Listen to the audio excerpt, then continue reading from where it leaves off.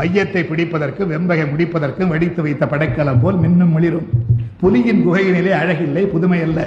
கிளியும் மெய்சிலிருப்பும் கீழிறங்கும் தன்மையும் தலைகாட்டா மானத்தின் உறவிடம் மரவன் மாளிகை.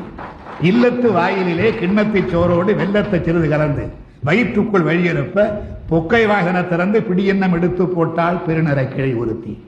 ஓடி வந்தான் ஒரு வீரன் ஒரு செய்தி பாட்டி என்றான். ஆடி வந்த சிறுமி போல் பெருமூச்சு வாங்குகின்றாய் ஆண்மகனான் தம்பி. ஆடி வந்த சிறுமி போல் பெருமூச்சு வாங்குகின்றாய் ஆண்மகனான் தம்பி. மூச்சுக்கு மூச்சு இடைவேளை ஏற்படட்டும், பின் பேச்சுக்கு துவக்கம் செய்கின்றால் அந்த கிண்டலுக்கு பேர் போன கிடைத்து தமிழ்.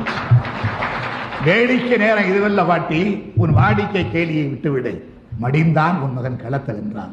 மனம் முடிந்து நிமிர்ந்தால் தாய் கிளை ஒரு முறை. தாயம் ஆடுகையில் காய்களை வெட்டுவதுண்டு, களம் அதுதான்.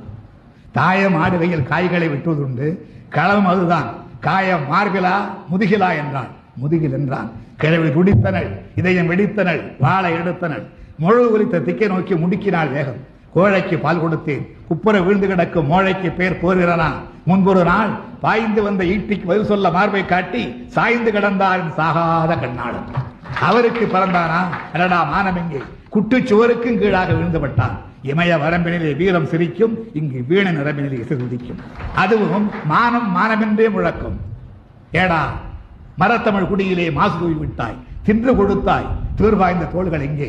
தினவெடுக்கவில்லையோ அந்தோ என்று கதறினாள். 80 நெருங்கிய ஏழைக்கிழவி சென்றங்கு சிறுமுனையில் சிதறி கிடந்த செந்தமிழ் காளைகளை புரட்டி பார்த்தாள். அங்கு நந்தமிழ் நாட்டை காக்க ஓடிட்டு ரத்த வெள்ளம். பிணக்குவியலிலே பெருமூச்சு வாங்க நடந்தாள். மணப்பந்தலில் வந்த மகிழ்ச்சி இல்லை. மகன் பிறந்த போது மகிழ்ச்சிக்கு இல்லை உண்டு. அவன் இறந்து கிடந்தான் ஈட்டிக்கு மார்பு காட்டி. அறுத்தெறிய இருந்தேன் அவன் குடித்த மார்பை. அடடா கருத்தெறிய பொய் சொன்ன கைவன் எங்கே? வாள் எங்கே? அவன் நாக்கெங்கே?